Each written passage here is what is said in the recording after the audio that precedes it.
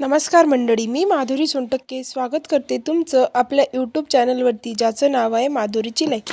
तर मंडळी, शेतकऱ्याचं ओळखपत्र कसं काढायचं, तर तुम्हाला तर माहीतच आहे, खूप दिवसापासून अपडेट चालली होती की ओळखपत्र कसं काढायचं आणि ओळखपत्र कधीपर्यंत काढायचं, म्हणजे फार्मर आय डीची लास्ट डेट पण आलेली आहे.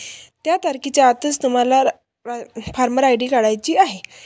पण आता तुम्हाला आधार कार्ड सारखंच फार्मर आय डी पण मिळणार आहे. जेवढी आधार कार्डाला इम्पॉर्टंट असते तेवढीच इम्पॉर्टंट आता फार्मर आय डीला पण द्यावीच लागणार आहे. म्हणजे शेतकऱ्यांसाठी खूप अत्यंत महत्त्वाची अपडेट आहे. कारण की शेतकऱ्यांकडे जर आता फार्मर आय डी नसली तर त्यांना शेतकऱ्याची ओळख मिळणार नाही. चला तर याबाबतची मी संपूर्ण माहिती तुम्हाला या व्हिडिओमध्ये सांगते.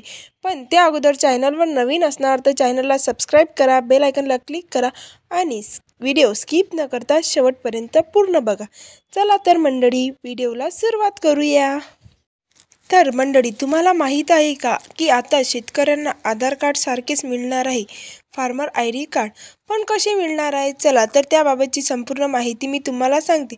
पण त्या अगोदर तुम्हाला शेतकरी ओळखपत्र तयार करण्यासाठी आपल्या गावातील महाविकास सेवा केंद्र किंवा CSC केंद्र म्हणजे आपले सरकारी सेवा केंद्र यांच्याशी संपर्क साधावा लागणार आहे.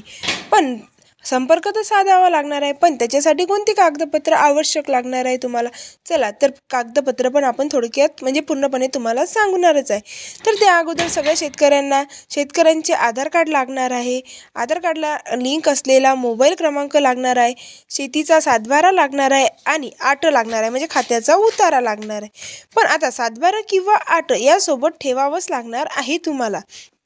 पण तुमच्या जमिनीचे अधिकृत कागदपत्र पण आवश्यकच आहेत. आधार कार्ड जोडणी असलेला मोबाईल नंबर आधारशी जोडलेला असेल तर प्रक्रिया सुलभ होईल. अन्यथा जर जोडले नसेल तर जवळच्या सेवा केंद्रात जाऊन आधार कार्ड मोबाईल नंबरशी जोडून घ्यावे. ॲग्रिटेक योजनेचे उद्दिष्ट. तर चला मंडळी, आपण बघणार आहोत या योजनेचे काय उद्दिष्ट आहे शेतकऱ्याला. तर बघा, राज्यातील सर्व शेतकऱ्यांना व त्यांच्या शेताच्या आहार संपन्न माहिती सत्र, फार्मर रजिस्ट्रेशन, शेतकऱ्यांच्या क्षेत्रातील हंगामी पिकांची माहिती संच, कॉप्सो रजिस्ट्री व शेतीच्या भूसंपादनातील जिओ रेफरन्स लेह पार्सल यांच्या माहिती संघ एकत्रितरित्या तयार करणे व सातत्याने अद्यतन करणे, हे बघा पहिलं उद्दिष्ट हे आहे. आणि राज्यातील शेतकऱ्यांच्या कल्याणासाठी केंद्र राज्य शासनाद्वारे राबवण्यात येणाऱ्या विविध योजनेचा लाभ घेणाऱ्या शेतकऱ्यांचा सुलभ बघा पारदर्शक पद्धतीने तसेच वेळेवर उपलब्ध करून देणे, हा पण याचे एक दुसरं उद्दिष्ट आहे मंडळी. आणि तिसरं उद्दिष्ट कोणतं आहे, तर बघा शेतकऱ्यांच्या स्वस्त कर्ज, उम्र गुणवत्तेची कृषी निष्पक्ष स्थानिक आणि विशिष्ट तज्ञ मार्गदर्शन उपलब्ध करून देणे, हे तिसरं उद्दिष्ट आहे मंडळी. आणि चौथं उद्दिष्ट कोणतं आहे, तर बघा शेतकऱ्यांना बाजारपेठापर्यंत आर्थिक माहिती आणि सोयीस्कर प्रवेश मिळवून देणे, हे चौथं उद्दिष्ट आहे मंडळी. आणि पाचवं कोणतं उद्दिष्ट, तर ऐका व्यवस्थित, शेतकऱ्यांच्या विविध योजनांचा लाभ जलदगतीने देण्याची शेतकऱ्यांची ओळख पटवण्यासाठी पारदर्शक व सोपी पद्धत विकसित करणे तसेच प्रमाणित करण्याची सुलभ पद्धत विकसित करणे, हे पाचवं आहे. आणि सहावं, राज्यातील शेतकऱ्यांना आर्थिक चांगल्या प्रकारे सेवा देण्यासाठी कृषी व संलग्न विभागाच्या यांच्यात विविध योजनेचा अभिसरण प्रक्रियेतनी सुलभता करणे.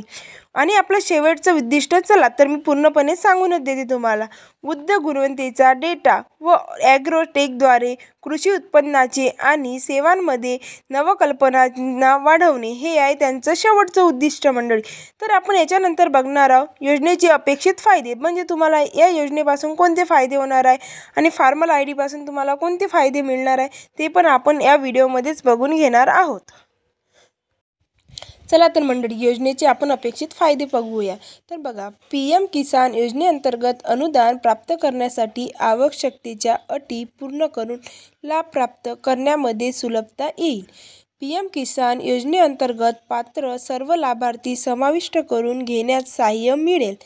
शेतकऱ्यांना पिकासाठी कर्ज मिळण्यासाठी किसान क्रेडिट कार्ड आणि कृषी इन्फ्रास्ट्रक्चर फंड व शेतीच्या विकासासाठी इतर कर्जे उपलब्ध करून देण्यात येणार आहे. पीक विमा तसेच आपत्ती व्यवस्थापक अंतर्गत शेतकऱ्यांचे देय नुकसान भरपाईसाठी शेतकऱ्यांचे सर्वेक्षण करण्यात सुलभता येईल. किसान आधारभूत किमतीवर खरेदीमध्ये शेतकऱ्यांचे नोंदणीकरण ऑनलाईन पद्धतीने होऊ शकेल. शेतकऱ्यांसाठी कृषी कर्ज, वित्त निमित्त आणि इतर सेवा देणाऱ्या यंत्रणांना कृषी सेवा सहजपणे उपलब्ध करून देण्यासाठी सुलभता येईल. शेतकऱ्यांना विविध सरकारी योजनांचा लाभ घेण्यासाठी कृषी व संलग्न विभागांच्या शेतकऱ्यांचा व त्यांच्या शेताचा आधार संलग्न माहिती संच म्हणजे फार्मर रजिस्ट्री यांच्या उपलब्ध आकडेवारीच्या आधारे योजनेचा लाभ वितरित करण्यासाठी सुलभता येईल आणि लाभार्थ्यांच्या वारंवार प्रमाणित करण्याची आवश्यकता राहणार नाही. आणि लास्टचा कोणता फायदा आहे? चला मंडळी, शेतकऱ्यांनी वेळेवर कृषी विषयक सल्ले म्हणजे विविध संस्थेकडून शेतकऱ्यांनी संपर्क करण्याची संधीमध्ये वाढीसह नाविन्यपूर्ण कार्यक्रमाचा विस्तार प्रचारात सफलता प्राप्त होईल.